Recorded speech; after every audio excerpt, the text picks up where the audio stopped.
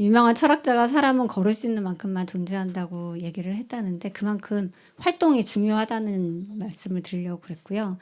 이제 그 짜증과 저질 체력의 상관성 다 인정하시죠. 그리고 용기도 그렇고요. 네. 우리가 성경에서 가장 말씀에서 어려운 게 인내. 오래 참고 모든 것을 참고 뭐 이런 게 되게 어려운데 사실 체력이 있어야 인내를 할 수 있다는 거 다 인정하실 것 같고요. 우리가 이제 비만 기준을 주로 BMI 해서 체중하고 키로 하게 되고 네. 이제 BMI가 뭐 얼마부터 얼마까지는 정상이고 이런 게 나오는데 우리나라 이제 기준이고 서양 기준은 이거랑 조금 달라요. 그래서 서양 25 이상이 과체중인데 우리나라는 그렇게 잡았더니 너무 건강에 해로운 경우가 많아가지고 그런 사람 사실 많지도 않고 그래서 이렇게 우리나라 비만학회에서는 이렇게 바꿔서 쓰고 있고요. 근데 실제적으로 비만이라는 거는 체지방이 많은 게 비만인 거예요. 근육이 많아서 이 BMI 기준으로 하면 근육이 많은 건지 지방이 많은 건지 알 수가 없어요. 근데 이제 지방이 많아야 남자가 자기 몸에 지방이 25% 이상인 경우 여자는 30% 이상이고 여자가 원래 지방이 좀 더 많습니다. 그게 정상이에요. 그래서 이제 처음에 관리를 할 때는 일단 남자는 체지방 20% 목표, 여자는 25% 목표로 체중 관리를 하셔야 되고요. 잘 안 보이죠? 나도 잘 안 보이네. 우리 교회뿐 거예요. 본인은 아실지 모르실지 모르겠지만 인바디 점수 60점 초반대로 좀 저조하십니다. 자, 맨 위칸에 이렇게 C자형이죠. 그래프가. 좋지 않은 겁니다. 이제 체중하고 체지방이 많다는 거예요. 지금 체지방이 27.9에서 찔리는 분 계시네. 맞습니다. 원래 체지방은 자기 몸의 한 10%, 체지방은 모든 사람이 대체로 계산을 하면 한 10kg면 충분해요. 10kg가 넘어가는 체지방은 다 몸에 안 좋은 쪽으로 보통 작용을 합니다. 그래서 이분 같은 경우는 18kg의 체지방이 지금 넘치고 있어요. 그리고 퍼센트 아까 남자는 몇 프로라고 했죠? 20%까지가 이제 25%가 넘으면 비만이라는데 이분은 34.3%죠. 그래서 3분의 1 이상의 지방을 차지하고 있다는 거. 그다음에 그래서 이제 내장 지방을 보면 1에서 9 사이는 이제 인간계, 그 이상을 지나가면 돼지계. 그런데 12를 기록하셨어요. 이거는 저희 병원 환자인데 127kg죠. 근데 인바디 점수가 더 좋아요. 체지방도 어마어마해요. 44.9kg. 그런데 체중은 아까 우리 교회 분하고 비교했을 때 50kg 차이가 나는데 퍼센트는 몇 퍼센트 차이 안 나요. 2%? 그러니까 이분이 인바디 점수가 높을 수밖에 없는 거예요. 네, 내장 지방 이분은 진짜 심한 돼지계죠. 내장 지방 레벨 20이니까. 네. 그런데 아이고. 이제 제일 바람직한 거예요. 이것도 우리 교회 분이에요. 63kg네요. 앞에 맨 윗줄이 이렇게 나란히 내려오죠. 다 표준 안에 들어있는 거예요. 굉장히 괜찮죠? 체지방 몇 킬로인가요? 9kg예요. 이분은 정상인 거예요. 10kg 이내의 체지방이 있어서 괜찮아요. 10kg까지는 괜찮아요. 네. 원래는 근육량이 많을수록 점수가 올라가요. 인바디 점수는. 자, 체지방량을 이제 앞으로 한번 염두에 두시고요. 기준은 10kg가 가장 좋다. 퍼센테이지는 여자 남자 기준은 다르지만 25%, 20% 기준으로 해가지고 좀 노력을 해보자. 네. 그래서 우리 몸에 필요한 칼로리 움직이지 않을 때랑 매우 활동적으로 움직일 때랑 먹을 수 있는 양이 차이가 어마어마해요. 그래서 거의 움직이지 않을 때는 2000kcal도 못 먹어요. 그래야 돼요. 근데 활동을 많이 하시는 분은 3000kcal 이상을 드셔도 전혀 문제가 없습니다. 그래서 활동량은 체중이 많이 나갈수록 먹을 수 이제 그 소모되는 칼로리도 높고 먹을 수 있는 칼로리도 점점 많아져요.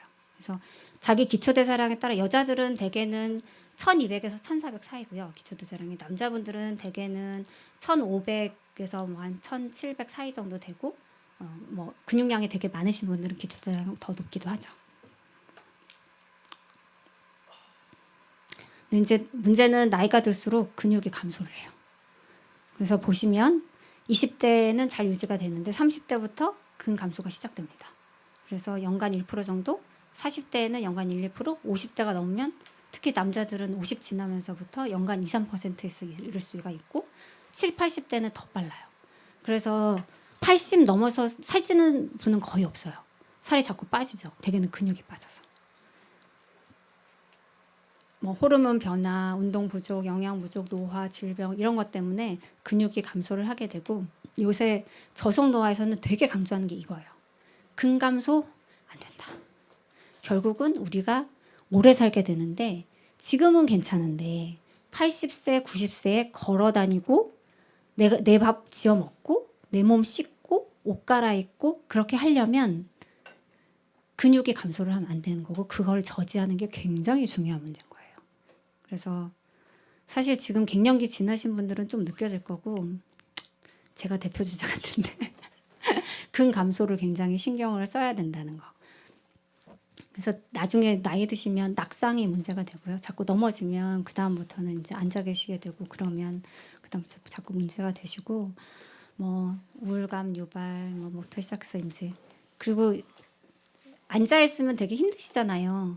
그게 앉아 있는 허리 등 근육들이 건강하지가 않아서 튼튼하지가 않아서 그런 거예요.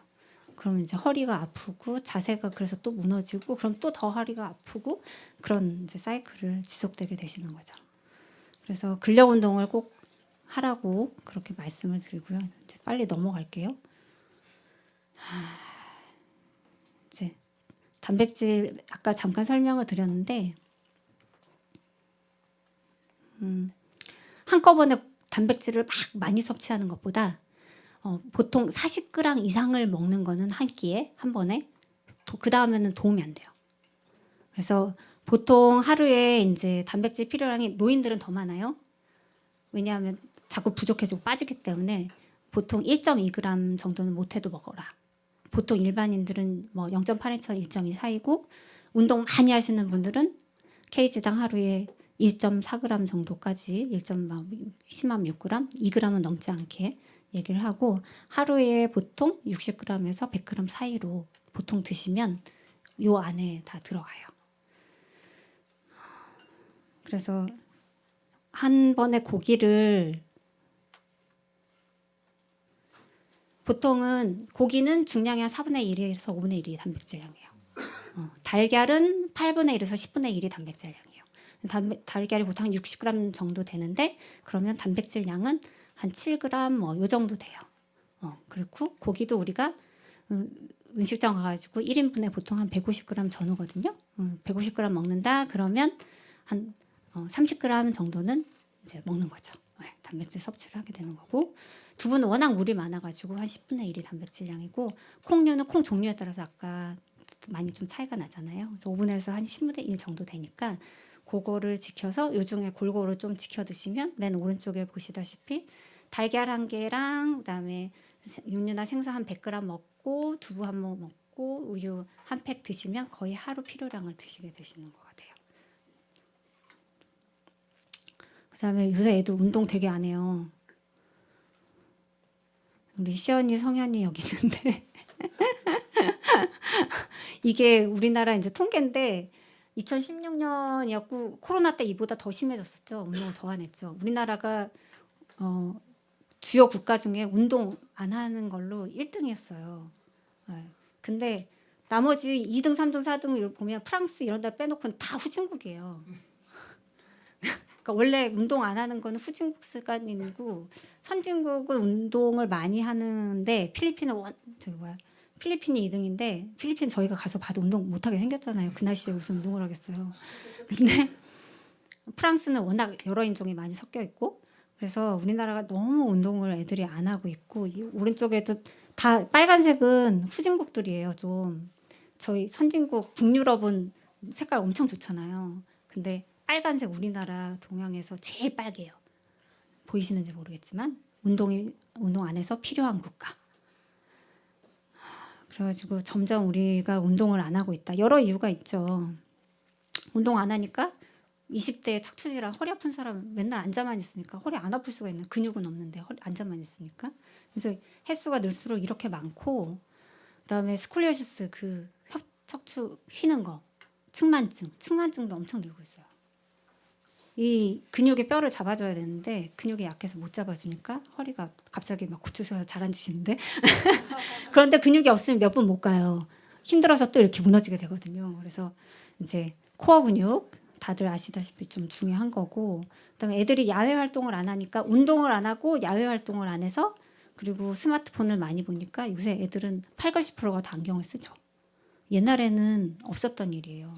근시 입원 환자를 보면 이게 연령대인데 10대가 엄청나게 많고 나이 드신 분들은 없어요. 근시가 별로. 그리고 그걸 때문에 심각하게 돼서 입원하는 경우도 없고. 그러니까 일단은 6살 만 6세까지 시력 형성이 되는데 그때 애들이 주로 실내했어요. 근데 이 태양 조도랑 이 실내 조도는 차이가 엄청나게 많아요. 그래서 실외에서 햇빛 아래에 있어야 시력 발달이 잘 될 수가 있어요. 근데 요새 애들은 시력 발달 기회가 아예 없어요. 주로 실내 생활을 해서. 최소 하루에 1시간은 나가서 햇빛 아래 있어야 돼요. 그래야 애들은 시력 발달이 되니까 이제 여기 해당 사항은 원래 서하 서연이 한 세진이 정도까지 같은데 더 큰 애들은 이미 글렀고 좀 밖에서 많이 활동을 할 수 있도록 도와주시면 좋을 것 같고, 우리나라가 이제 점점 어른들도 안 움직이고 다 핸드폰 보고 이렇게 앉아 있고 좋지 않은 자세로 핸드폰을 보게 됐는데 또 점점 사춘기 애들은 귀찮은 게 세상에서 제일 싫잖아요. 그러니까 또 운동 안 하는 경우가 되게 많아가지고 원래 우리나라에서 한국 신체활동 지침서라는 걸 발행을 해요. 근데 코로나 지나면서 너무 심각해서 애들 다 비만해지고 질환이 많이 늘고 그래서 2023년도에 한국인을 위한 신체활동 지침서가 나왔는데 옛날보다 훨씬 강화됐어요. 이렇게라도 해서 더 운동을 늘리겠다는 의지가 강한 거죠. 옛날보다 하라는 횟수가 더 많아. 그래가지고 뭐 아동 및 청소년은 보면 하루에 한 60분 이상 중강도 신체 활동을 해야 된다. 이렇게 나와요. 애들 하루에 1시간씩 중강도 신체 활동 하나요? 국가에서 이렇게 지정을 해준 만큼 애들이 평소 활동량이 없고 운동도 별로 안 하고, 옛날에는 운동장 가면 애들이 초등학교 운동장 나가면 막 완전 난리였잖아요. 다 운동장에 나가서 뛰어놀고 뭐 하고 축구하고 농구하고. 근데 요새는 애들이 같이 산책하죠. 나오면 산책이고 주로 아니면 실내에서 수다 떨고 보드게임하고. 근데 뭐 그런 것도 보드게임 당연히 좋지만 그래도 야외 활동을 좀 많이 적극적으로 가족들과 함께 많이 해주시면 좋을 것 같아요.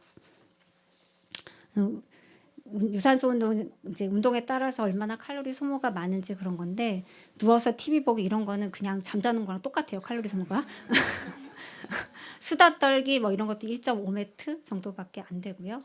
네. 그래도 걷기가 그나마 낫고요. 걷기는 운동의 심폐소생술이라고 생각하면 돼요. 맨날 심폐소생술만 할 것인가요?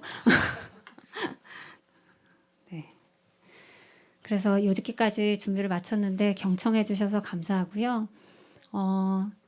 올해 이제 새해인데 자 저희가 이제 건강하게 자신을 관리를 할 뿐더러 우리 가족의 건강을 좀 생각하시면서 운동과 식단에 있어서 변화와 좀 계기를 가지셨으면 하는 바람입니다.